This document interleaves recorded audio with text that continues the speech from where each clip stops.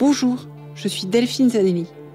Bienvenue dans le podcast L'entreprise de demain, le podcast de tous les bâtisseurs du futur du travail. Celles et ceux qui le vivent, le créent, le questionnent et chaque jour le réinventent.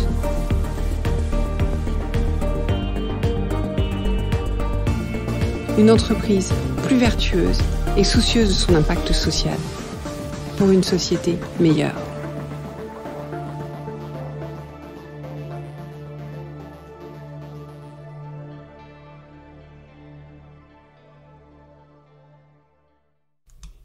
Bonjour, bienvenue dans ce nouvel épisode. J'espère que vous allez bien. Alors cet épisode d'aujourd'hui est rendu possible par UKG. UKG, c'est Ultimate Kronos Group. C'est une des plus grandes sociétés au monde de cloud spécialisée dans les RH. C'est un fournisseur mondial de premier plan de solutions de HR Service Delivery, de gestion des temps et des effectifs.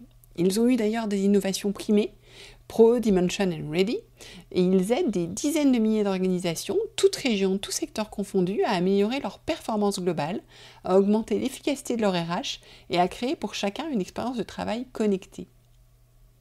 Ils pensent, comme nous par ici, qu'une approche centrée sur les collaborateurs demeure le principal facteur de réussite des organisations. Ils comptent d'ailleurs 15 000 collaborateurs à l'international et ils sont reconnus pour leur culture inclusive sur le lieu de travail. Ils ont remporté de nombreux prix et sont classés plusieurs années de suite parmi les 100 meilleures entreprises dans lesquelles travailler selon le magazine Fortune. Alors, ils sortent aussi chaque année des cahiers de tendance, je vous en ai parlé dans un précédent épisode, et là ils viennent de le sortir pour 2023, donc vous aurez le lien dans les notes de l'épisode, je vous propose de le télécharger, c'est extrêmement intéressant, puisque c'est réalisé par une équipe internationale de chercheurs en sciences sociales, de leaders d'opinion et de spécialistes du KG. Et leur objectif, c'est de réfléchir, d'évaluer les problématiques du moment, voir ce que ça implique pour les dirigeants et les équipes RH, et de prédire un petit peu comment ces sujets vont façonner le futur des organisations et des RH. Alors, je vous donne juste les 3 tendances qu'ils ont ressorties. La première, gérer la crise de l'énergie humaine. Vous savez, je vous en parle souvent. Le sujet de la santé mentale est pour moi un sujet clé aujourd'hui. Ce ne sera pas une surprise. Le deuxième méga-trend, c'est optimiser la plasticité organisationnelle. Ça, c'est vrai que c'est un sujet d'importance et pas évident. Et le troisième, où je trouve qu'ils ont touché un sujet dont on ne parle pas assez, c'est le Gen X effect. Pourquoi est-ce qu'ils n'ont pas parlé de la Gen Z ou de la Gen Y ? Parce qu'en fait, ils sont intéressés au fait que la génération X, c'est-à-dire les gens nés à peu près autour des années 80, et par définition aussi ceux d'avant, sont arrivés aux commandes des entreprises et qu'ils ont un regard très différent en termes managérial, d'impact de l'entreprise, etc. et que ça va provoquer des changements importants. Donc c'est une bonne nouvelle pour nous, mais voilà, tout ça va être à accompagner.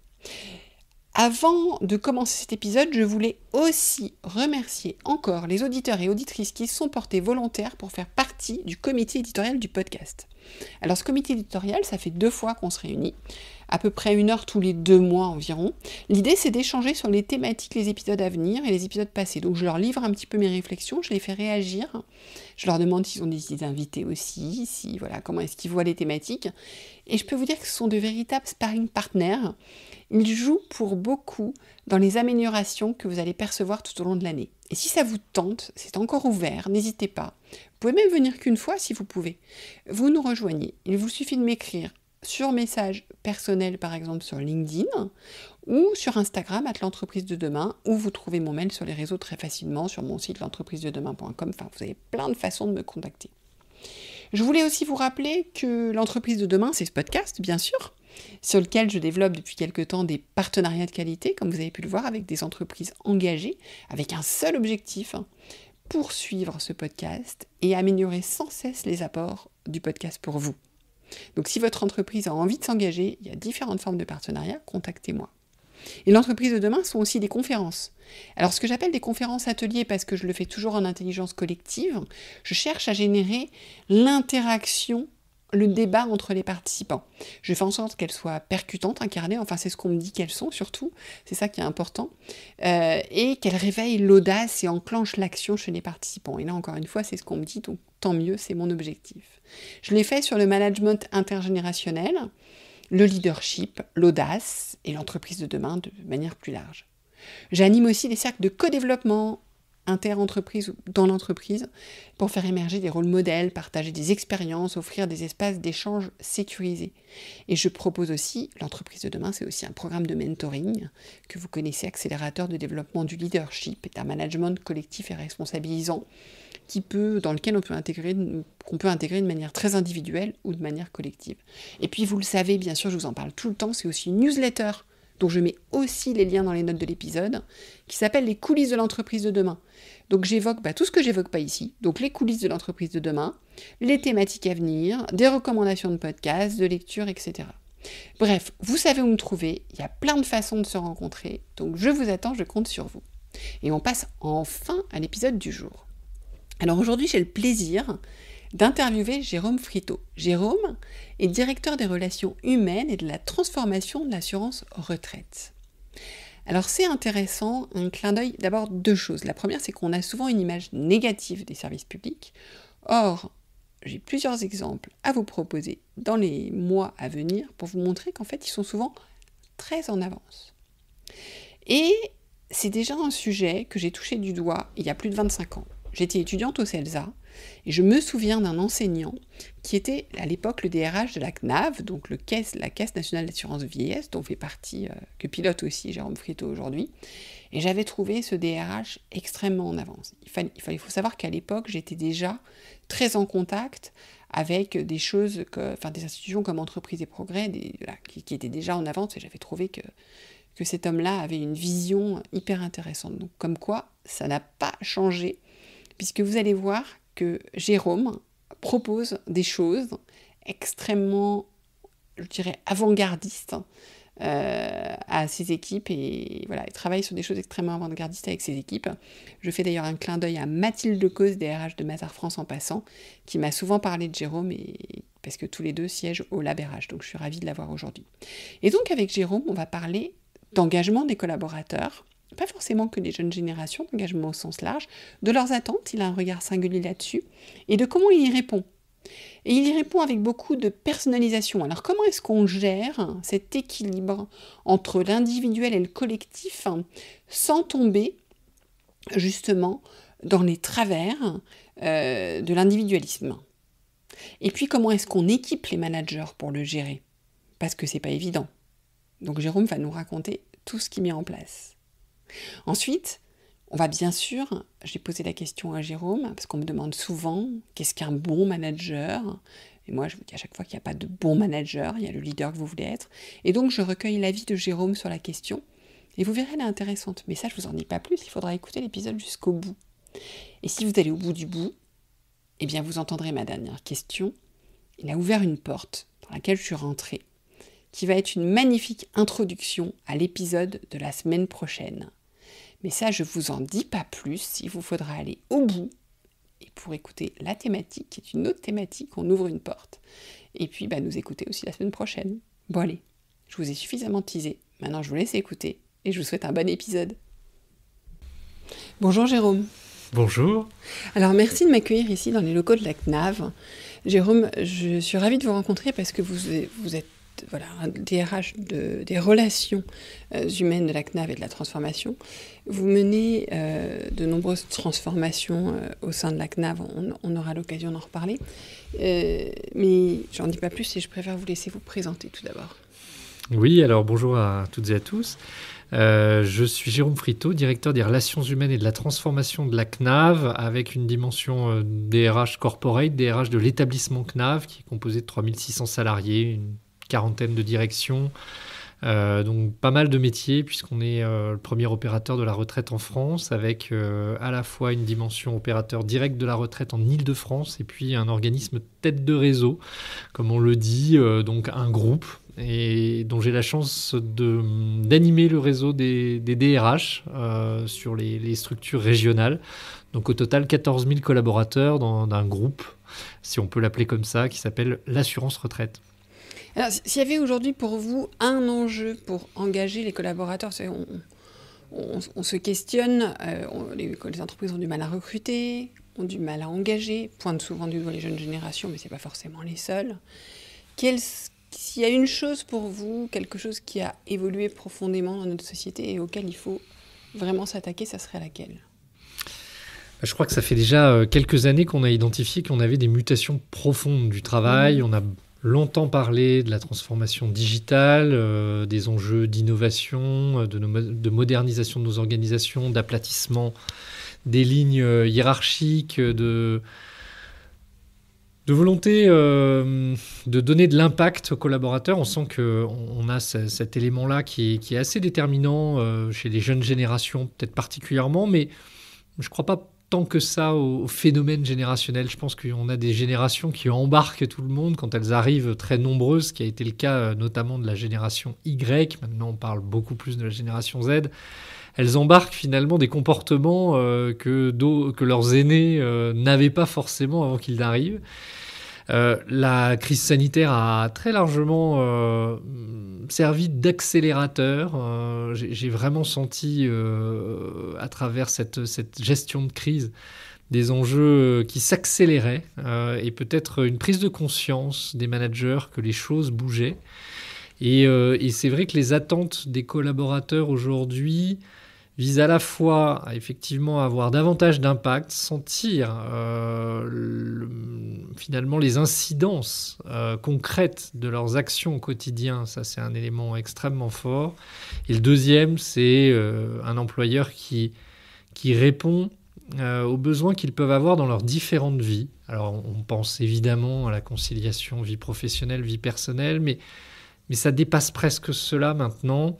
On voit que des salariés peuvent avoir des engagements forts, que ce soit associatifs, que ce soit sportifs, que ce soit des enjeux d'entrepreneurs. Vous voyez, même un service public comme la CNAV a des salariés qui demandent un cumul d'emplois pour créer une entreprise, pour avoir une activité d'auteur, d'écriture, pour même, j'ai l'exemple récent de quelqu'un qui a demandé une autorisation pour illustrer des livres d'enfants. Il peut y avoir pas mal de passions qui s'exercent comme ça. Et donc, je crois qu'aujourd'hui, les gens ont besoin de liberté et de flexibilité, évidemment. Donc, cet enjeu-là, il se manifeste de manière très forte. Et je pense qu'il nous appartient, nous, dirigeants d'entreprises, de services publics, surtout dans les grosses structures, d'adapter un cadre pour faire en sorte que tout le monde s'y retrouve, sans toutefois négliger l'intérêt général, évidemment, l'intérêt collectif et l'intérêt du fonctionnement. Effectivement, vous parlez de liberté, de flexibilité qu'on peut avoir dans le travail. Alors, comment on peut adapter le cadre ? Qu'est-ce que vous proposez à vos collaborateurs ? Je pense que déjà, l'idée, c'est de sortir de cette norme qui s'applique finalement à tous les salariés, quel que soit le métier qu'ils exercent, quelles que soient les contraintes associées à ces métiers, quel que soit leur profil, quel que soit leur âge, quelles que soient leurs caractéristiques propres.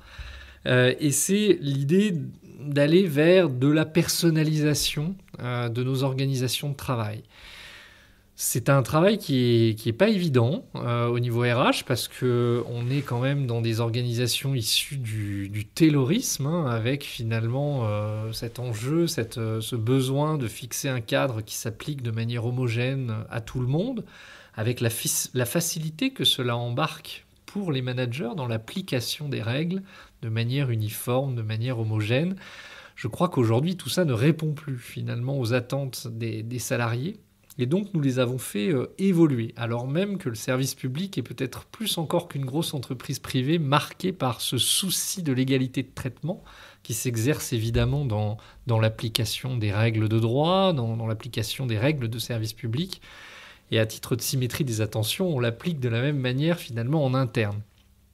La crise sanitaire a beaucoup révélé l'impossibilité d'appliquer pendant une période donnée cette égalité de traitement, alors même que tout le monde, on était tous marqués par de très fortes inégalités, que ce soit par rapport aux conditions d'un télétravail subi, un télétravail dégradé, qui pour les uns représentait le travail dans un 20 mètres carrés à Paris, pour d'autres un travail à la campagne avec de belles conditions et l'ouverture sur un extérieur, pour certains le fait de devoir cumuler activité et le fait de faire école à ses enfants, pour d'autres devoir être aidant familial, confronté à la maladie ou pas, de bonnes connexions ou pas.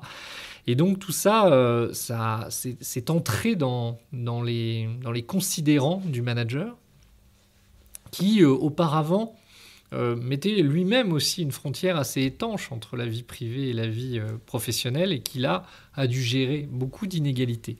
Je pense que tout ça a très largement dépassé le contexte précis d'une crise sanitaire, d'un télétravail subi, d'un confinement, etc. Je pense que maintenant, c'est entré de manière plus durable dans nos organisations.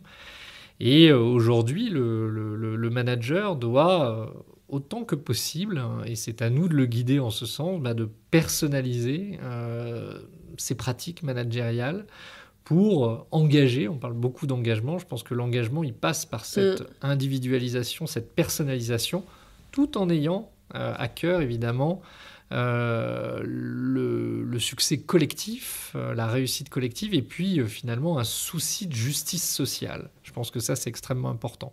Donc les DRH peuvent orienter tout ça. Nous, c'est passé par l'adaptation de nos modalités de gestion des horaires de travail. On a accentué ça avec le télétravail. Télétravail qui ne s'est pas mis en place, ou en tout cas généralisé, parce que le télétravail est testé à la CNAV depuis 2014 et déployé depuis 2014, donc on a une petite expérience déjà. Mais au moment où on a tiré tous les enseignements de la crise sanitaire, où on a été bien au-delà en termes de taux de télétravail, on est aujourd'hui à 82%, nous avons souhaité avoir différentes formules.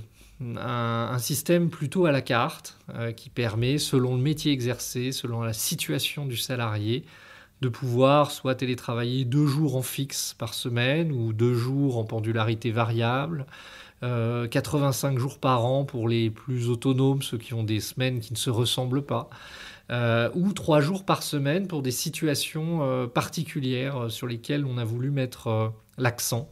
Les parents d'enfants de moins de 3 ans, les seniors de plus de 60 ans, les personnes qui ont plus de 3 heures de trajet par jour, les aidants familiaux, les personnes en situation de handicap ou qui ont un problème de santé temporaire, ce qui couvre finalement une population importante. On a 700 salariés sur 3600 qui sont aujourd'hui couverts par une exception, souvent temporaire, mais qui permet de télétravailler jusqu'à 3 jours par semaine.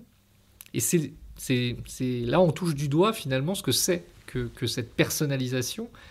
Et c'est à la fois un système qui change et on n'applique plus de manière homogène une seule formule pour tout le monde, pour des principes de simplification ou de compréhension, mais au contraire un inducteur pour les managers pour leur montrer que nous avons besoin de prendre connaissance, de prendre aussi tous les enseignements d'une situation particulière dans le management et finalement dans le souci d'une performance collective. Ça se fait en transparence, c'est-à-dire que les critères ils sont affichés, c'est pas du gré à gré en fonction de l'affinité qu'on va avoir. C'est très organisé, et je sais que ça a été défini mais c'est personnalisé. Voilà, et ça a été défini avec les partenaires sociaux. Donc c'est quelque chose. Ça a été à chaque fois défini avec les partenaires sociaux. Je pense que c'est vous avez raison de le rappeler. Je pense que c'est des enjeux qu'il faut identifier de manière commune avec les représentants des salariés. Et de ce point de vue-là, on a plutôt bien réussi. On est en train de franchir une nouvelle étape là, avec un test, une expérimentation de la semaine de 4 jours. Non pas dans la perspective de basculer la CNAV sous 4 jours. C'est pas du tout un enjeu pour nous. On ne le souhaite pas parce que ça aurait des impacts conséquents en matière de service public. Mais ça, on ne peut pas se l'autoriser. Ouais, mais d'offrir plus de personnalisation. Mais offrir encore un peu plus de personnalisation avec en plus une semaine de 4 jours qui peut s'organiser aujourd'hui, même à titre expérimental, sur 35 ou 37 heures. D'accord. Donc en fait, effectivement, c'est encore une souplesse supplémentaire. Et alors, dans cette logique d'individualisation, comment vous ne tombez pas dans l'individualisme ? C'est-à-dire que, si vous voulez, comment est-ce que vous ne générez pas plus de frustration pour ceux qui n'ont pas les adaptations qu'autre chose ?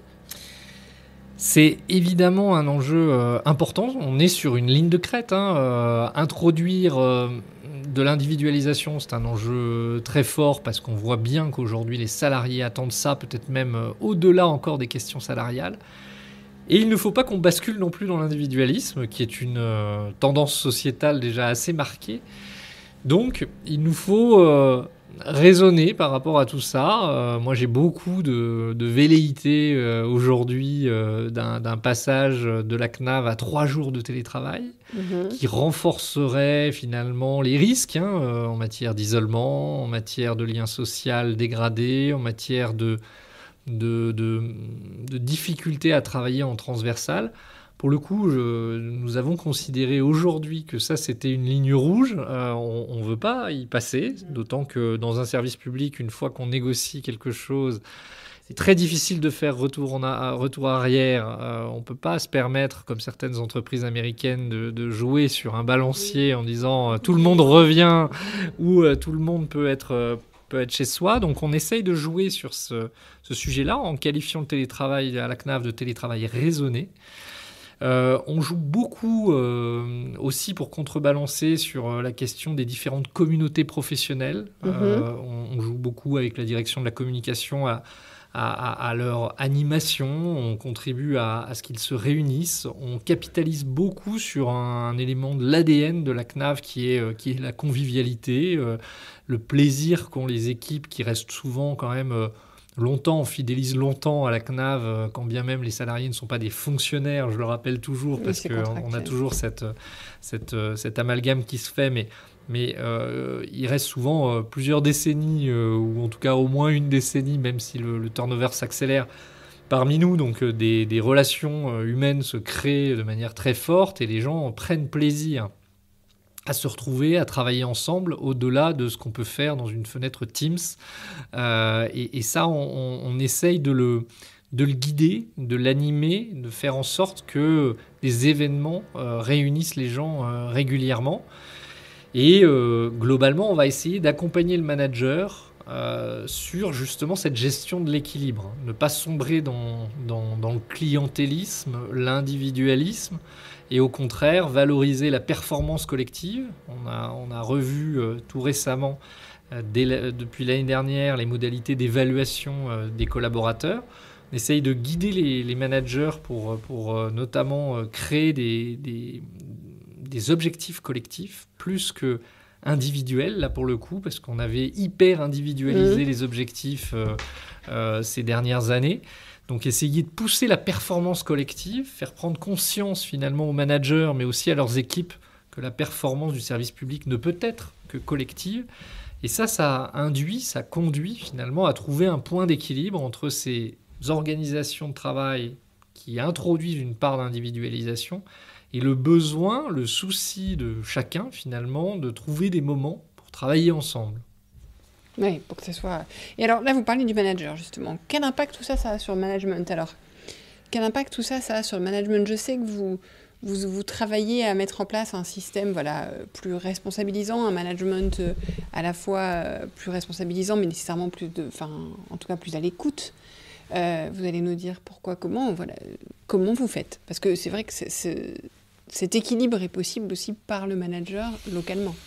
Oui, alors le manager, on parle beaucoup de transformation managériale et je me souviens, il y a quelques années, les managers m'interpellaient en disant « mais pourquoi vous voulez nous transformer ?» Et je leur disais « mais c'est surtout pas un jugement de valeur ou une évaluation d'insuffisance, c'est que le monde du travail évolue tellement que la transformation managériale, elle s'opère naturellement et que, évidemment, mon rôle, le rôle de mon équipe au sein de la direction des relations humaines et de la transformation, c'est d'accompagner ces changements-là auprès des femmes et des hommes qui composent cette communauté managériale. Les accompagner pour que finalement tout ça se fasse un peu naturellement. Passer de l'égalité à l'équité, c'est pas neutre. C'est une source de difficulté, de complexité. Faire du sur-mesure pour le manager, c'est un vrai temps plein. Ça démontre aussi que nos métiers de manager sont des métiers, des vrais métiers, et pas une animation d'équipe le vendredi après-midi quand on a le temps. Or, il est vrai que ces dernières années, les managers avaient passé sans doute beaucoup de temps à faire de la distribution d'activités, de la supervision, du reporting. et que c'était devenu presque leur quotidien quand ils n'étaient pas encore happés par certains champs d'expertise sur lesquels ils avaient pu démontrer avant de prendre leur poste qu'ils étaient incontournables. Aujourd'hui, on essaye de démontrer que le management, c'est un métier qu'on exerce du lundi au vendredi, 8 heures par jour, et que ça nécessite beaucoup d'écoute, beaucoup d'attention portée à la fois au collectif, mais aussi aux individus. Et évidemment, ça nécessite de l'accompagnement, de la formation. On a beaucoup investi sur le développement des compétences à travers un réseau de coachs internes qu'on a mis en place au niveau de l'assurance retraite, des ateliers de co-développement, des cafés managers pour qu'il y ait de l'échange entre eux, pour qu'ils puissent identifier leurs problématiques. Et puis, beaucoup de moments où on les réunit, où on les fait réfléchir ensemble sur des problématiques qu'ils vivent. Je ne dis pas que c'est facile d'organiser le travail avec des considérations de prise en compte de la singularité. Pour autant, c'est ce qu'ils ont toujours fait. Le temps partiel existe depuis très longtemps. Les situations de mi-temps thérapeutique aussi. Les RTT, depuis le début des années 2000, a embarqué aussi beaucoup d'aléas et beaucoup de prise en compte finalement d'un absentéisme au quotidien. On continue finalement dans cette voie et on fait en sorte que le manager trouve là où il apporte une vraie valeur ajoutée. C'est ça qui me paraît extrêmement important, c'est de pouvoir avoir un manager qui se positionne vraiment comme un chef d'orchestre, plus que comme un expert parmi d'autres, parce que jamais, c'est ce que je dis toujours, jamais un manager ne va pouvoir remplacer l'ensemble de son équipe. Il pourrait très vite s'épuiser. Et ce que je constate, moi, au quotidien, en voyant des managers en difficulté, c'est qu'ils ne sont jamais en difficulté par rapport à une problématique métier, par rapport à une échéance non respectée ou par rapport à un problème d'outils. Ce qui les empêche de dormir la nuit, c'est avant tout l'humain, la gestion de l'humain. Donc c'est là que généralement leur vrai rôle les rattrape. C'est au moment où les difficultés se font jour. Et donc notre boulot d'accompagnement, c'est de faire en sorte qu'ils soient à l'aise avec ce collectif humain et faire en sorte qu'ils puissent positionner les uns et les autres là où ils sont à la meilleure place, un peu comme un capitaine d'équipe ou un sélectionneur dans un sport collectif. C'est finalement positionner la personne là où il faut qu'elle soit et ne pas considérer que tout le monde est finalement sur un pied d'égalité avec les mêmes potentiels, avec les mêmes capacités, avec les mêmes compétences, parce que ça, c'est un postulat de départ qui est assurément faux. Utopique. Et ces managers, ils aiment ça ? Est-ce que lâcher la part plus opérationnelle, plus expertise de leur boulot, plus experte, et puis aussi, ce que je sais que vous mettez en place des choses très concrètes pour alléger leur charge opérationnelle, en simplifiant notamment les procédures quand c'est possible, etc. Est-ce que c'est quelque chose qu'ils aiment ? Est-ce que c'est pas quelque chose qui les rassurerait ? Je pense que de ce point de vue-là, les choses évoluent aussi, parce que c'est vrai que comme beaucoup de grosses organisations, on a recruté beaucoup de nos managers parmi nos experts, parmi nos salariés qui avaient développé des compétences métiers importantes, etc. Sauf qu'ils se rendent compte très vite qu'on oublie très vite, parce que tout évolue très vite. Et notamment, le métier de la retraite est un métier qui évolue très très vite. Bon, je pense que c'est d'actualité en ce moment. On voit qu'à l'issue du débat parlementaire, potentiellement, on peut avoir quand même de très grosses transformations de ce métier-là. Mais c'est valable, évidemment, dans le domaine de l'IT. On a une très grosse communauté IT dans l'assurance retraite. C'est près de 1300 salariés. L'expertise qu'on peut développer à un instant T en matière de développement ou sur d'autres types de métiers vont s'estomper, vont s'actualiser, et on ne va pas pouvoir rester à la fois à jour sur ses compétences managériales et à la fois sur ses compétences techniques. Donc il faut que le manager prenne conscience de ça et démontre que certes, il va pouvoir comprendre l'activité de l'équipe qu'il va manager, il va pouvoir détecter dans une évolution les impacts concrets que telle ou telle évolution, qu'elle soit technologique, réglementaire ou tout simplement stratégique, va avoir sur l'organisation du travail à échelle micro, mais il ne va pas pouvoir conserver une capacité à faire à la place d'eux. Donc à partir de là, on va essayer de développer cette capacité de compréhension de cela et faire en sorte que le manager se situe au bon niveau.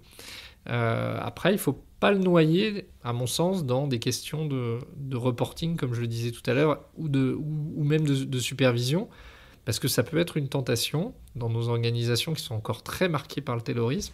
Et ça, c'est plutôt risqué, parce que finalement, ça n'apporte pas toujours beaucoup de valeur ajoutée. Alors, vous avez mené différentes évolutions majeures, parce que vous faites évoluer notamment les entretiens d'évaluation, que vous essayez non plus d'annualiser, mais de mettre tout au long de d'accompagner tout au long de l'année. On voit que vous accompagnez les managers dans leur changement de posture. Je trouve que ce qui est intéressant, c'est que vous le faites dans une organisation qui reste très hiérarchique. Donc, preuve qu'en fait, c'est possible, un peu partout. On n'a pas besoin... Voilà, on peut être dans une organisation... hiérarchique qui est assez normée parce que voilà, vous dépendez, vous recevez des directives en fait. Vous créez pas votre business model tous les jours. Donc voilà, et à partir de là, je pense que c'est un élément d'attractivité important, effectivement. Je pense que c'est un élément important aussi d'inclusion, parce qu'on a quand même un sujet d'inclusion. Et ma question par rapport à tout ça encore, c'est est-ce que, parce qu'on parlait d'individualisation, est-ce que vos managers, vous leur permettez d'être aussi le manager qu'ils veulent être? C'est-à-dire que moi, j'ai plein de gens qui me disent c'est quoi un bon manager, c'est quoi un mauvais manager? Et je leur dis mais en fait, ça n'existe pas. C'est d'abord le manager ou le leader que vous voulez être, parce que si déjà vous n'êtes pas OK avec ça, si vous n'êtes pas vous-même confortable avec vous-même, c'est compliqué d'être à l'écoute, d'être en relation, d'être... voilà. Et donc voilà, comment est-ce que vous jouez entre cette évolution des pratiques que vous souhaitez et la part de chacun, en fait? Oui, c'est une bonne question. Effectivement, on a retravaillé en profondeur notre dispositif d'évaluation qui concourt d'une certaine manière à positionner le manager à la bonne place, au bon niveau. Cette évaluation annuelle qui était sacralisée sur un temps qui finalement enquiquinait tout le monde. Le manager qui devait avoir toute son équipe à faire passer en entretien, à formaliser un support de compte-rendu qui était lourd, qui était discuté, qui était voire même contesté le cas échéant. Donc c'était assez lourd.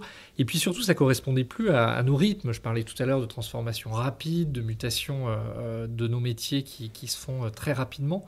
Finalement, avoir des objectifs fixés à un instant de l'année et ne les revoir qu'un an après, ça a montré beaucoup d'obsolescence finalement des objectifs tels qu'ils étaient fixés.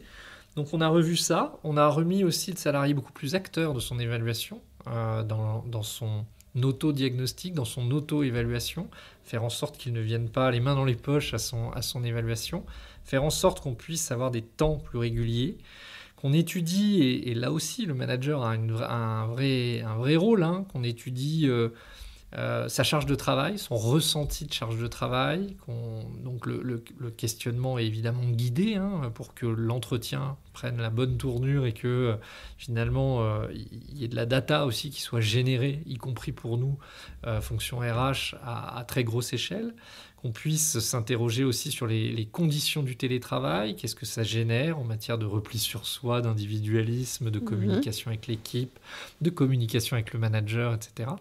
Donc le manager devient vraiment l'animateur de ces discussions-là, c'est extrêmement important.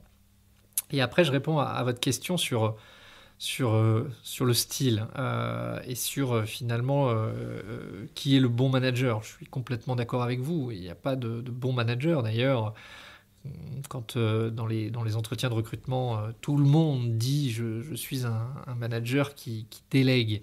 Je suis je suis sur un management participatif. C'est très bien parce que c'est ce que veut entendre le recruteur, mais c'est pas la réalité. En fait, on est dans des démarches participatives par moment. On attend du manager parfois qu'il décide, qu'il ne soit pas systématiquement dans une approche participative. Il va y avoir des temps dans lesquels on va exprimer telle ou telle dimension du management.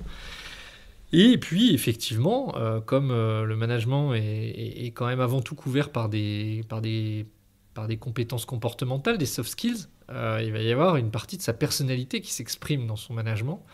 Donc, au moment d'un de nos gros projets de transformation métier sur les carrières des assurés, la manière dont on régularise ces carrières, etc., avec une part d'automatisation, de transformation technologique associée, nous avons essayé de profiter de ce moment pour repositionner une fois encore le manager qui voyait une part, qui va voir une part de ses activités un peu plus mécaniques, de distribution d'activités, de supervision, de contrôle, etc., s'effacer au profit d'autres acteurs ou même du système d'information, essayer de le réinterroger sur ce qu'il peut apporter.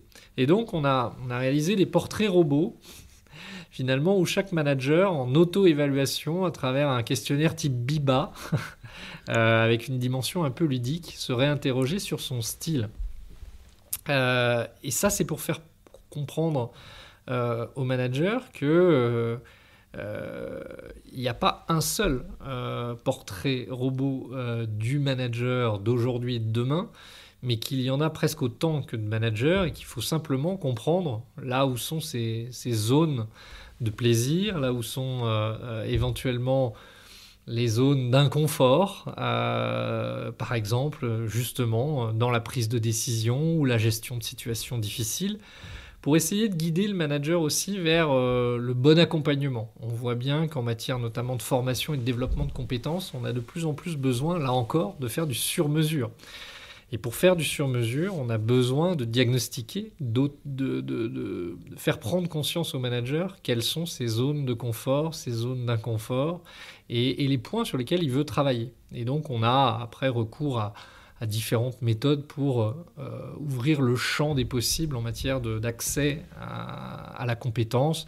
Il y a quelques jours, et on est même encore en phase de déploiement, on vient de mettre à disposition finalement de l'ensemble de nos structures dans toute la France, d'une grosse plateforme avec laquelle on a pris un partenariat pour qu'il y ait de la formation rapide pour les managers, qu'ils puissent prendre le réflexe de se former finalement tout le temps, dès qu'ils ont même 5 minutes, qu'ils aient un petit point sur un sujet qui leur est cher, de pouvoir à la fois parfois s'auto-évaluer et en même temps de monter en compétences. Alors là, je voulais terminer, mais vous m'ouvrez une porte que je vais prendre, parce que vous parlez de se former tout le temps. Alors, du manager, mais je pense que si vous le pensez pour le manager, vous le pensez pour tous les collaborateurs. Or, je pense qu'on parlait de retraite, on est là, on ne va pas parler de la réforme des retraites. Par contre, l'emploi des seniors est un sujet important. Et l'emploi des seniors, je pense qu'une des clés, c'est de se former tout le temps. Donc, vous, juste par rapport au sujet de l'emploi des seniors, qui est un sujet sociétal, puisqu'aujourd'hui, on voit bien que la moitié des personnes qui arrivent à la retraite n'ont déjà plus d'emploi depuis quelque temps. Je n'ai plus les chiffres en tête, mais on est à peu près dans ces proportions. Quelle est la clé sur ce sujet ? Quelle serait la clé ? Alors, la clé, c'est évidemment la formation. Ça, on en est totalement convaincu. Et d'ailleurs, nous sommes une entreprise apprenante, c'est-à-dire que la retraite, ça ne s'apprend pas dans une école spécialisée. C'est un sujet technique, complexe. Et qui évolue. Qui évolue tout le temps. Et donc, on a besoin d'avoir un effort de formation pour nos professionnels qui est continu, de leur intégration, sachant qu'on recrute des gens qui viennent du secteur bancaire, assurantiel. On a même eu à un moment donné une volée d'opticiens qui rejoignaient nos rangs, donc des gens qui ne connaissaient absolument rien à nos métiers et qu'on recrutait plutôt sur des soft skills et des expériences en matière de relations clients. Ça, c'était assez déterminant. Et on les forme de bout en bout. On voit bien, on a besoin de les former par bloc de compétences, par séquences de plus en plus courtes pour leur offrir la possibilité d'être en prise directe finalement avec l'activité très vite, parce que finalement les séquences tunnels de formation ont assez peu de succès. On voit qu'on peut avoir des abandons en cours de route. Retourner à l'école, c'est quand même pas évident. Et donc, on a besoin effectivement de tenir nos professionnels à jour de leur connaissance, de leurs compétences. Ça, c'est le premier point. Et c'est vrai que les seniors ont besoin, eux aussi, d'identifier que quand bien même ils ont développé une certaine expertise, ils vont avoir quand même besoin de se former tout au long de leur carrière par rapport aux nouveaux outils, par rapport plus globalement au digital, par rapport à telle ou telle situation. Pour garder une envie aussi. Pour garder aussi une envie. Et là où il va falloir qu'on soit très actif, et c'est les sujets qu'on est en train de développer actuellement, c'est le parcours professionnel. Offrir de la visibilité sur de nouvelles phases. Et c'est vrai que la CNAV a dans son ADN le souci d'avoir du développement et du parcours professionnel au-delà de ce qui peut parfois exister ailleurs, c'est-à-dire pouvoir changer de métier à l'intérieur de la CNAV, qui en comporte quand même 140, ce qui n'est pas rien. Donc on a 350 mobilités par an sur 3600, donc presque 10% tous les ans. Et c'est vrai qu'à partir d'un certain âge, on peut observer un tassement avec les risques que ça génère en matière d'usure professionnelle, en matière de risques sur la santé. Et donc, le souci aussi de rendre visibles les possibilités, voire en dernière partie de carrière, d'inciter et de permettre aux seniors de dégager une part de leur activité dès lors qu'ils sont sur des activités éventuellement très productiviste, je dirais, c'est-à-dire assis sur une approche assez chiffrée, assez répétitive des enjeux de production. On utilise le terme production dans notre environnement. Essayer d'avoir 10 à 20% de leur activité qui puisse être orientée soit sur de la transmission de compétences, du mentorat, voire un projet. Selon les compétences évidemment de chacun et de ce qu'on va pouvoir monter en puissance. Ça, c'est ce qu'on a signé en 2022 avec les partenaires sociaux dans un accord de gestion des emplois et des parcours professionnels, une attention particulière sur les deuxièmes parties de carrière et les dernières parties de carrière, avec finalement une approche où la deuxième partie de carrière peut générer encore 1 ou 2 rebonds avec de nouveaux métiers. La dernière partie de carrière plutôt orientée sur une part de son temps dégagée pour pouvoir avoir une approche soit de transmission, soit d'impact par rapport à l'expertise acquise, l'expérience acquise et le souci finalement d'apporter un peu autre chose à l'entreprise. Mais qui peut être une magnifique fin de carrière en fait. C'est ce qu'on cherche à faire. C'est ce qu'on cherche à faire parce qu'aujourd'hui, on se rend compte qu'on a un certain nombre de seniors qui partent un petit peu désabusés parce qu'ils se sont usés potentiellement dans leur dernière expérience avec justement ce risque d'avoir une approche managériale très, très égalitaire, où on va attendre la même chose du senior que du collaborateur qui nous a rejoint depuis 3 ans. Et on va pas profiter de l'expertise, qui est dommage aussi. Exactement. Merci beaucoup, Jérôme. Je vous en prie. Merci pour votre écoute. J'espère que l'épisode vous a plu. Faites-le moi savoir en laissant des étoiles et des commentaires sur Apple Podcast. Cela me permet de le faire connaître, le podcast, et m'encourage à le poursuivre.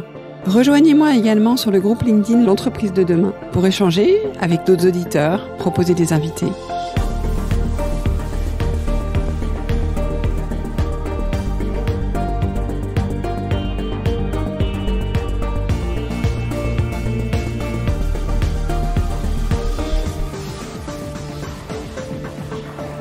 Je vous donne rendez-vous jeudi prochain pour un nouvel épisode. Cette série est produite par Delphine Zanelli et Ose Masterclass. Réalisation sonore, Cyril Carillon. Et au micro, Delphine Zanelli.